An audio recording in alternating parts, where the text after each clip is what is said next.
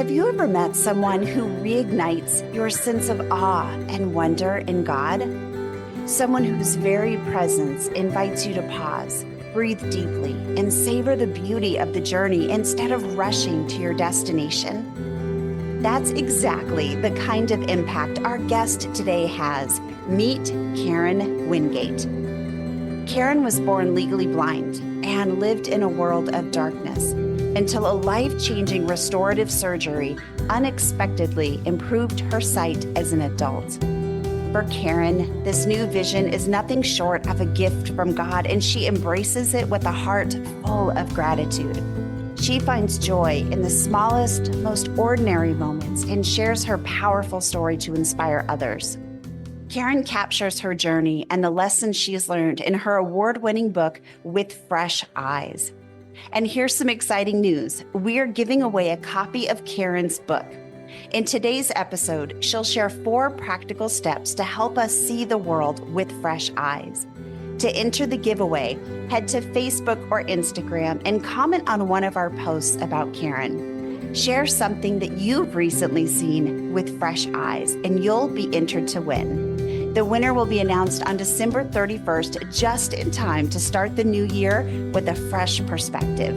So let's dive in and start seeing the world through fresh eyes together. Welcome to Living the Reclaim Life podcast. I'm Denisha. We're glad you're here for conversations that revive hope, inspire healing, and encourage you to live a vibrant life with Christ. So grab a cup of coffee as we chat with today's guest. Karen, I am so excited to have you on the podcast. Your story is incredible.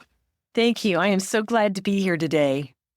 Karen, you were born legally blind, and you remained in your dark world until restorative surgery unexpectedly improved your eyesight as an adult. You want to talk a little bit about that? Tell us your story. I was born with a genetic defect that at birth I was literally totally blind. I had 8 childhood surgeries that brought my vision up to at least a barely functional level. I went to public school back in the day before they had special education. And for some years, I didn't know that I was any different from other kids, but I think it was about 2nd or 3rd grade, I began realizing there was a reason the teacher put me in the front row, and it wasn't because I was a bad kid. I mean, that's what I believed. I was in the front row because I was a bad kid. All the fun kids got to sit in the back. About age 9, I had my final surgery, and by this time, I'm realizing there's a purpose for surgeries, and it's supposed to be because your eyesight's supposed to get better. After that surgery, I didn't see any difference, and so I was very discouraged and very despondent about my eyesight. And I expressed that to my mother, and she said, Karen, God can do miracles.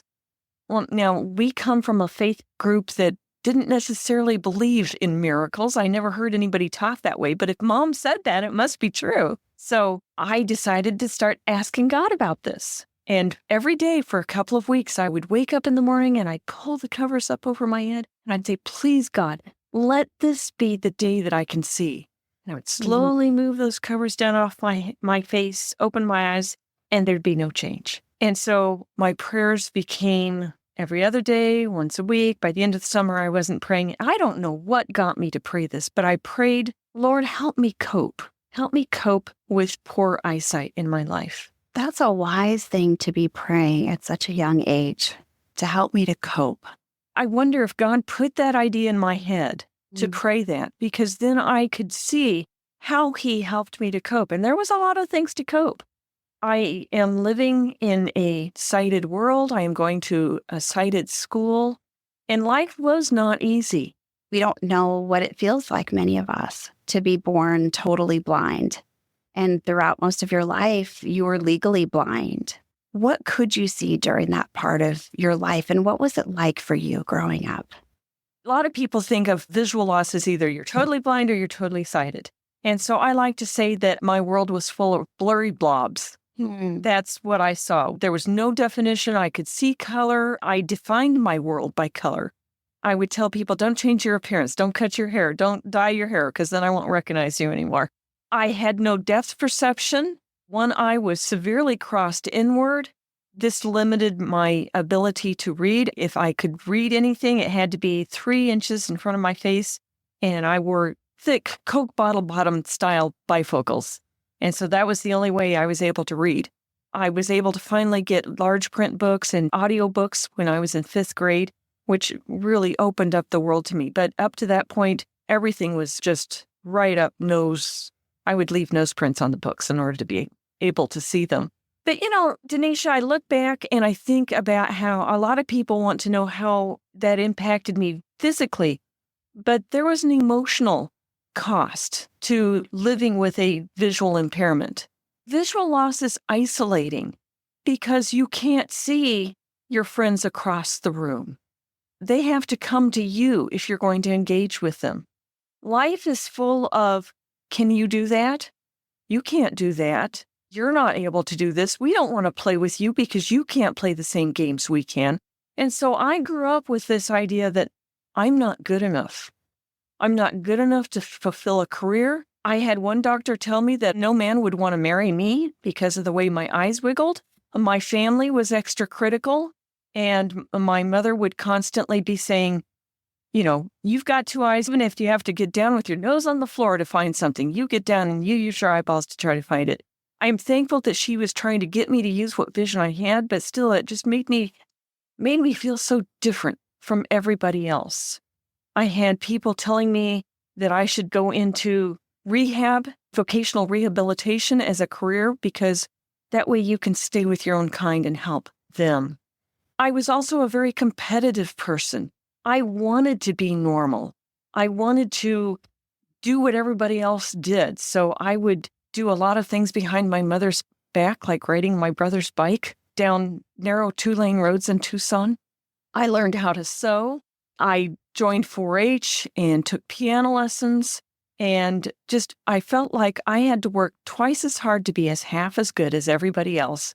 And working twice as hard took 10 times as long. So while I was very aggressive about being as good, if not better than everybody else, there was still deep inside of me that you're never going to make it.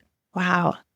And contrary to what that doctor told you, you and your husband live here in Tucson and you have 2 grown daughters and 2 grandchildren. Yes. So it sounds like you were just very resilient and persistent, but having it be harder, that had to take its toll on you as well. When I was 11 years old, I accepted Jesus Christ. And I remember when I was about to be baptized, my minister's wife said, "Do you want me to hold your glasses for you?" And again, I said one of those things that where's this coming from? I said, no, if I'm going to give my life to the Lord, I'm going to give him all of me, including my bad eyesight.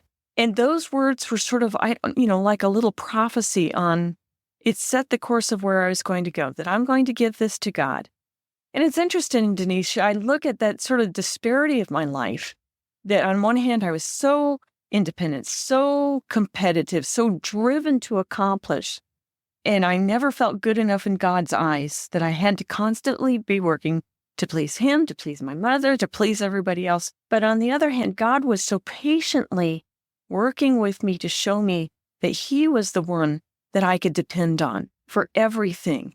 And I learned when I got into those desperate situations where I got in over my head, that he was the one that I could cry out to, and so in my desperation of, getting lost or about to careen into a ditch, I would cry for his help. And he was always so faithful to answer and to rescue me out of those situations that I'd gotten myself into. And so I slowly learned through my adult life that God is someone I can call out to, I can depend on. He will provide for me. He does have purpose for me. He is the one who is going to take me through life, to marry, to have children, to be what he has called me to be, and to fulfill the purpose that he has given to me. There's so many of us, Karen, who are still working on that, right? Believing God for those things. What was your journey like for those of us that struggle with that? Again, I had that disparity between who God really is, and I treated him like my parents, someone who was looking down on me, who was criticizing how I lived life, and that I had to earn my way to his favor. there was just so much striving in my teenage years to try to be that perfect person. I even chose to go into mission work. I was inspired by people like Elizabeth Elliot, and I went to the Urbana Missions Conference, and I was inspired to go into mission work. But God challenged me at one point of, why are you doing this? And the truth was that I was still trying to prove to God that I was worthy of Him. Maybe if I bury myself in deepest, darkest Africa, and people can see that God can use a visually impaired people, maybe then I'll be acceptable to God. And it was a seminary class on God's grace that showed me that God accepts me as I am, warts and all, visual loss and all, sin and all. He accepts me. And my responsibility is just to trust Him in faith. And that was so liberating for me. And I think it was from that point on that I truly learned to become content with who I am, the way He has made me to be, the way He has allowed me to be, and to say, okay, here I am, Lord, you do something with this person. And so from age 20, 25 to 55, that was, I would say, my years of learning to rest in Him, to be content with Him and let Him lead. That if I was going to accomplish anything, it was going to be through His grace, through His strength, and through His direction. You see such a dependence on Him and such just an amazing growth through all of that, to know that He's going to supply your needs now, as you said, and He's got a purpose and He's going to utilize everything He's given you. Yes. In your mid-50s, you underwent a surgery for a torn retina, and yet the results were not what you or anyone expected. Tell us about that. Because my eye condition is a genetic defect, the whole eyeball structure was compromised. And I knew the day could come that I could lose the rest of my vision. I was at high risk for several different things, including torn retinas, including glaucoma, and several other things. And so this was just something I had learned to just appreciate the vision I have and to live each day and to develop those coping skills in case the day came that I would lose more of my vision. I think the thing I worried about was whether I would notice any changes. My vision is so bad, I thought if anything worse happens, I'm not sure I would see it. Well, the day finally came that I was seeing some anomalies, and I was almost scared to say anything to the doctor, but I went my next checkup, I said something to her, and she said, well, it might just be dry eyes. You're that age that kind of thing happens. But she said, your eye issue is so complicated that I think we should send you to a specialist. I went to the specialist. He discovered a retinal tear, but he said that it was an old tear. It was rather small. He'd rather not do anything because your eyes are so fragile. I'd rather leave well enough alone. Come back in 3 months. In 3 months, things were much worse, and I literally was losing vision in my left eye. He said to me, we have to operate. It was one of those situations of do surgery and you might lose vision. Don't do surgery, you definitely will lose vision. Wow. And he said, after surgery, your eyesight might be back to what it was. It might be the same. It might be worse. I don't know. So I went into this surgery knowing that I could lose the rest of my vision in that eye. During the surgery, which was taking rather a long time, it was under local anesthesia, and I had gone to the point of just quoting Bible verses and singing hymns and going through my prayer list just to get this over with. And totally out of the blue, I make the pun in my speaking of saying, I didn't see it coming. He says to me, I don't usually like to make these kind of predictions, but I think I can guarantee after the surgery, your vision will be better than it has ever been before. Oh my goodness. And you went in thinking I could lose. Yes. It may not be any different. And now he's saying you're going to see better than ever before. Yes. Oh my goodness. What was your emotional reaction in that moment? Remember, I have not been able to see all my life. It has been 55 years with a severe visual loss. So the first question in my mind was, what does better than ever look like? Mm-hmm. What will I be able to do? What will I be able to see? What things in my life will be easier to do? How much vision am I going to get? Is it going to be back up to 20/20? Or will it be just a little bit? What are the things that I would like to see for the first time? And then I'm a captive audience here. I'm on the surgical gurney, so I have nothing to do but to think about all this. And the next thing I did was just to thank a God who is so powerful that he could restore sight to a visually impaired woman at age 55. We hear stories of healing. We hear stories of God healing cancer or giving somebody back sight that they lost. But we don't hear very many stories of someone who's been born blind, who then receives it at age 55. Wow. And so I lay there and I worshiped a God who could do anything. And then part of retina surgery is that you have to lay face down for 2 weeks to allow the eye to heal. And then there's a period of time after that your eye has to further heal before they will put glasses on you or they'll do anything else. So I am now spending several weeks wondering what does better than ever look like? What will be the first things that I'd be able to see? Wow. I can only imagine what those 2 weeks were like for you. Is with this anticipation of like, what happened? What does better than ever look like? So what happened after that? Well, it was surprising. I mean, of course, I'm thinking that, let's go back to Niagara Falls. I want to see it, but I'm amazed at that God's bucket list for me was much different than what my bucket list was. When we first met, when our friend Stephanie introduced us, the two things that I walked away thinking was there's such an awe of God in your life that just oozes out of your words and what he's done for you. And such a wonder and a curiosity of like, anything is possible. It's just such a wonder of what is he going to do? Who is he going to reveal himself to be today? And I just see that so much in you, that awe and wonder. And thinking about those 2 weeks, like, let's go back to Niagara Falls. Let's see what I can see this time. And I think the message that God had for me was that he is there in the ordinary moments of our lives. We all want to think of those grand moments, the big sensational things, the Grand Canyon, Niagara Falls, the Grand Tetons. And yet God has displayed his magnificence in the delicate petals of a rose as much as he has in the mountains and canyons of the earth. And so he took me on a step-by-step journey to discover all those things that are just exist right in my everyday. And one of the things that I tell about in the book that I eventually wrote, my book With Fresh Eyes, was the grandeur of seeing a sunrise or a sunset for the first time. Before it had just been some, patchy colors. For the first time, I stood and I looked in amazement at a sunrise and I realized it's changing every second. It's changing from all these different colors. I mean, God's color palette is unlimited because he's God. He can do that. He can do more than just create 5 colors of a sunset. He can create thousands of various shades and hues. And the sunrise or sunset that I see here is different to someone 5 miles away. It will be totally different tomorrow. He is far better than any animator, and he can just do it in a split second. His creativity is just so vast. He is so extravagant. He's so precise. I found that not only was I seeing things for the first time, but I was also seeing God in ways that I had never seen before.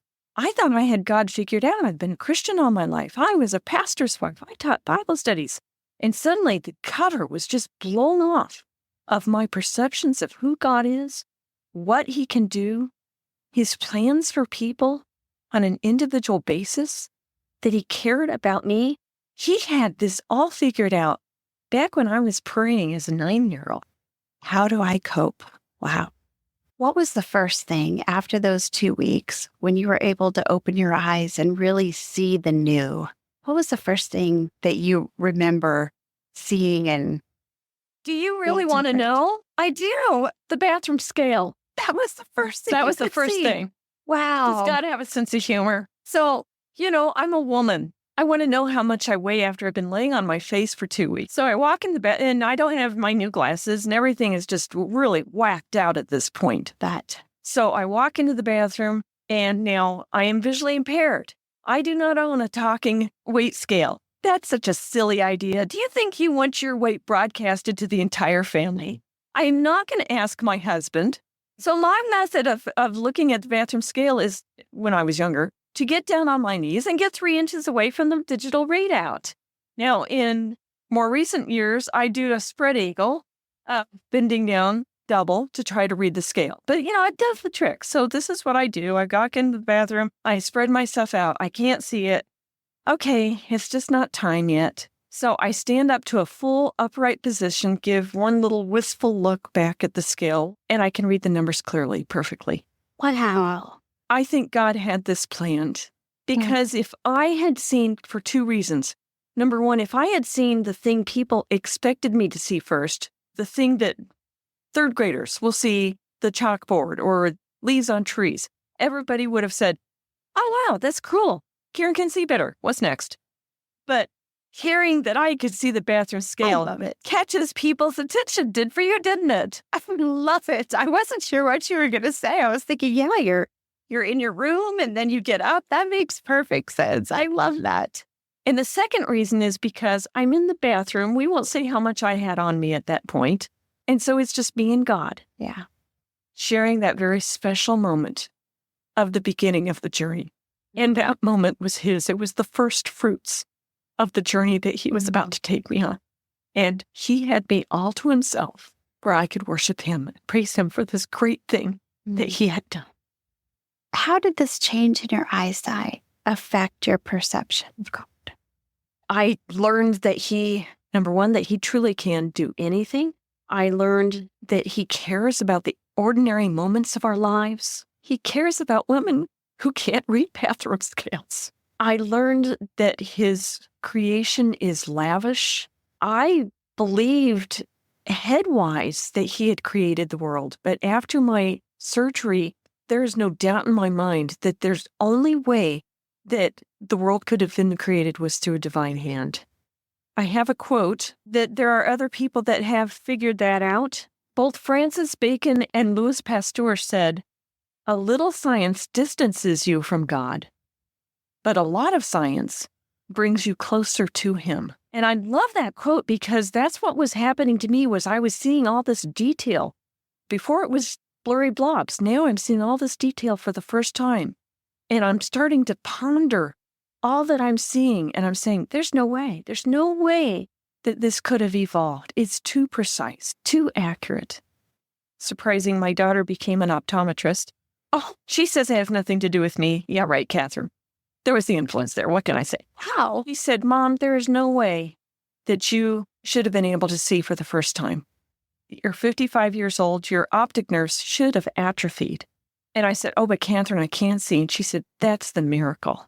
And then she told me that when she was in optometry school, she'd been raised as a good Christian girl. She'd been raised that God created the world, all the Bible stories. But she said it was when she took a class on the anatomy of the eye and realized how intricate, how detailed, how everything had to work just perfectly together for an eyeball to even see, how the fluids had to be just in the right balance. She said there's no way that the eyeball could have evolved over time. It had to be the right ingredients, the right concoction. I'm not saying it right. Just everything had to be right from the get-go, from the very beginning. And she said only God could do that. And that's when she truly believed in God. Wow. More science, more God. Yeah. That's beautiful. So you can now see better than you could, despite what they thought going into the surgery. I can hear it in what you're saying, Karen. I can hear it in when you describe a sunrise. How did this renew your spiritual sight? I wanted to find out more about God. I was just hungry to find out more of who he was, what he could do, what he had waiting for me, what he was going to do with this. I think I became convinced that God expects us to do something with the miracles that he does in our lives. And so then I went on a quest of God, what do you want me to do with this great gift that you have given me? I'm a writer. I have been a writer for 30 years. It was my stay-at-home job while my children went to school. And I think I was at that point in my life, I was sort of searching as to where I should go with my writing next. I started journaling and telling Facebook all the new things that I was seeing for the first time. I would start my posts out with, guess what I saw today? People loved it. I had people stopping in my restaurant saying, please don't stop. We love hearing about what you see today, because it was giving them this fresh look at what life could be. And it was making them run out and look at sunsets because I was so excited about, gee, what am I missing? And so I took all of those things that I was seeing for the first time, and that's what became the outline for my book, With Fresh Eyes. And I love the tagline that they put on that book, 60 Insights into the Miraculously Ordinary from a Woman Born Blind. Yes. Because every day is miraculously ordinary because God is in that moment. And I think that is the big thing that I took away from all of this, is that God is here in every moment, showing up, showing us how faithful He is, how incredibly powerful He is, how creative He is, and how much He really loves every single one of us. Learning from what you've learned, Karen, in this walk that you've had, how can the rest of us take a fresh look at God's creation? Walk us through how we can look at a sunset with fresh eyes. I'd like to give you 4 steps that you can take to be able to see your world with fresh eyes. The first is to pray. Pray, God, what do you want me to see? What do you want me to see in your world today? And you can expand it to say, who do you want me to see today? The next one is to pause. Take time to look. Like you said, get out of your office chair, go outside, notice that the colors are a little brighter out your kitchen window, and run outside. The neighbors will think you're crazy. That's okay. I tell people, oh, I'm chasing sunsets. Okay, right. But take the time, pause, so that you can then go to the next step of ponder. Ponder what you see, just like I did. Unpack that sunset. Ask yourself, what colors am I seeing? How many colors? Be like a little, take your grandchildren. How many colors can you see out in the sunset? Ask yourself questions like, how did this happen? What are the ingredients that it takes to make that sunset? Who made all those things? Who made those things to work together? Light, humidity, water, color, cloud formations. God had to make all of those things to then bring them together to make it work and make it beautiful like this. Ask the hard questions. Ask, why, God, did you do it this way? Why not this way? God, why did you create 300,000 varieties of beetles? Weren't 3 good enough? Are you serious? I'm serious. I did my research. Wow. And as we ponder and ask those questions, I think we will be like Francis Bacon and Louis Pasteur, that we will begin to see more of the detail, and we will be convinced that there indeed is a God who is God enough to do all of this. And then the final step is to stop and thank Him. Thank Him for what He has done. Thank Him for what He is going to do in your life. Thank Him for what He has provided. I'm going to have 2 more books come out in January, and one of them is about gratitude, of stopping. And the first step of being able to be grateful in all things is to have that mindset of, God, what do I have? What do I have in front of me? Thank you, Lord, for sunset, for friends, for lights, for the sounds that I hear. Just think of all those things that you normally take for granted in your life, and thank Him and praise Him for all that He has given you. Oh, I just want to recap that because I don't want us to miss it. Like that sunset or that rose petal. So I'm hearing 4 P's that we're going to pray, we're going to pause, we're going to ponder, and we're going to praise. Oh, I just love that. And there's so many more things that we face in our lives, right? Yes. We're talking this month about reimagining our life with God. So as we look at creation with fresh eyes, how can we carry that same truth into the hard things in our daily life?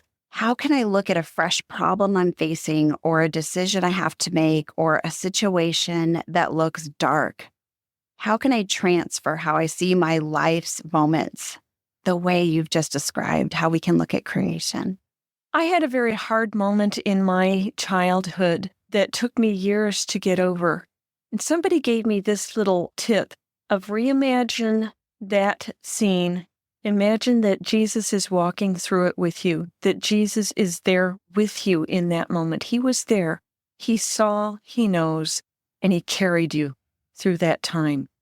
And I think that's one thing that my story has taught me, is that God is always there. God is with us every single moment, in the hard moments, in the happy moments, in the confusing moments when I don't know where to go, in the moments where the lights have been turned off and I don't know my way out. God will never abandon us. He's always with us. Do a word search on the words "with you." It just amazes me how many times the Bible reassures us of God's constant presence with us. Then take God, interact with God, invite him into the conversation. Okay, he's here. He's not just here.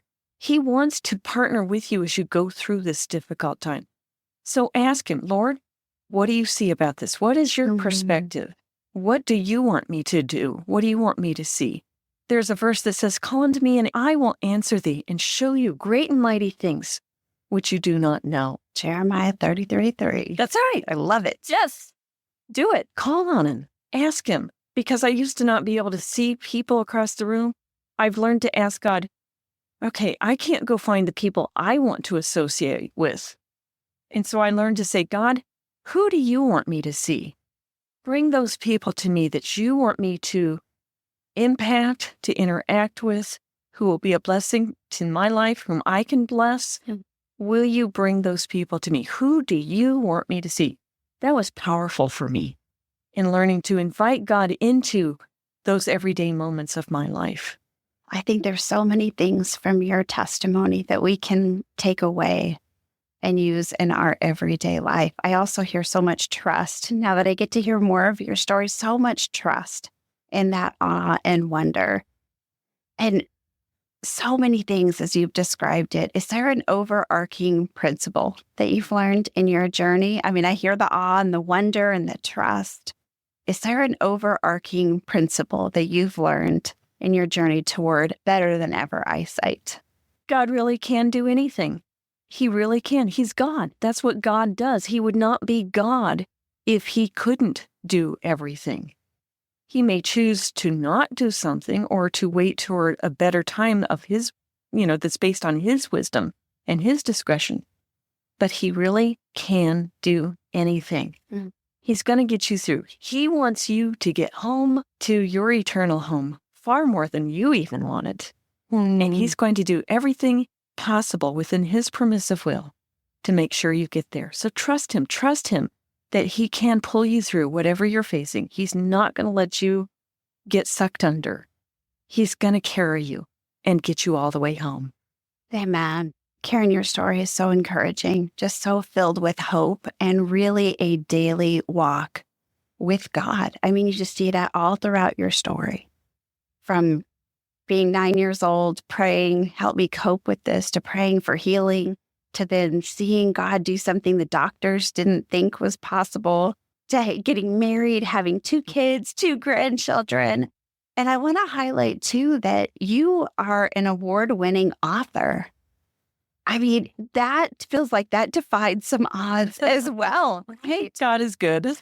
He sure is. So tell us a little bit about With Fresh Eyes, because after hearing your story, I want more. I want your influence in my life to just encourage me when I can only see the blobs in life, to see the color again, to see the birds, to see the sunset, to look a little bit deeper and see what God is doing around us. So I have not yet read your book, but I am going to read because I need more of this. So tell us about your book, With Fresh Eyes.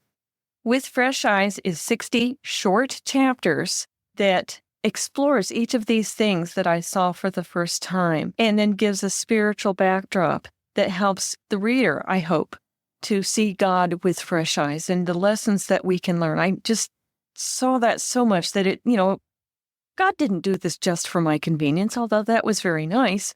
He had lessons for me to learn. He wanted me to see him through each new thing that I was able to see. And he also wanted me to see that he had all this planned down. And so I share all of those 60 things that I was seeing with fresh eyes and in more detail. The book is published by Kregel Publishing. Just the whole timeline of the way the book came to be after my eye surgery was a gift of God in itself. And I did not expect the awards at all. I was totally shocked. Somebody said it. I just had to laugh because somebody said, isn't it wonderful that God did this for a writer so she could record the journey and tell us all about it?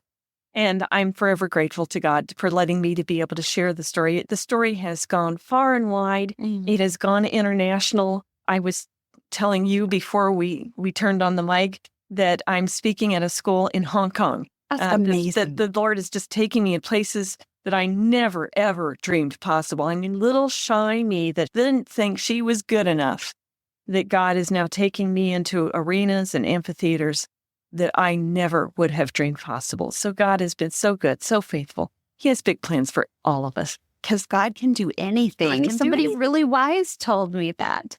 Karen, would it be okay if we gave away a copy of your book? Absolutely. I think that if we could all share a little piece of something new that we saw after listening to your story, that would really encourage all of us, whether it be a butterfly, whether it be a perspective on some hard situation, a decision, a sunset, the sky. I'll tell you what, let's do this. I'm making this up as I go along right now because I just really feel led. Like, we need to give away one of your books. We need to get this in someone's hands. So after this episode, as you're listening to this, find Reclaimed Story on Facebook or Instagram. And when you see, we'll post Karen's post before this episode even hits. Comment on one of those posts and share something that you saw in a fresh way. We would love to just celebrate with you. And I think you're going to encourage a lot of other people as they read your comments and you theirs. We will do a drawing for everyone who commented and give away a free copy of your book. And we will also have in the show notes and on social media a way to grab your own copy because I'm not waiting for the giveaways. I'm going to want to get that. Where can we find your book, Karen? You can find it on Amazon, Christian Book, anywhere that books are sold. You can also find me on my website at KarenWingate.com. And I would love to hear personally what you are seeing with fresh eyes at my website, email Karen@KarenWingate.com. People can find you on your website for speaking as well? Yes, I have my speaking roster there. I also have my media kit, and I would love to talk with you about arranging a time that I can come speak to your group, either on site or via Zoom. Fantastic. Isn't it amazing? We have so much technology now to allow us to go to Hong Kong from Arizona. Wonderful. That's right. Even the session's going to be at 12:30 at night, but we can do this, right? You can do it. Karen, thank you so much. And we're going to have Karen back on the podcast in January of 2025 because let's start our new year off knowing that God can do anything. Thank you so much for your time and wisdom, Karen. My pleasure. Thanks for listening. I pray you found hope in today's conversation and maybe even feel a little less alone in your story. Stay connected with us on Facebook and Instagram at Reclaimed Story. Want to learn more about living a reclaimed life and how you can be a part of our growing community of reclaimers? Check out our website at reclaimedstory.com. All of those links and more will be in the show notes. And if you enjoyed this inspirational podcast, be sure to subscribe, rate, and review. Not only will you be the first one to know when new content comes out, but it is also a huge help in helping us reach more people to live the reclaimed life.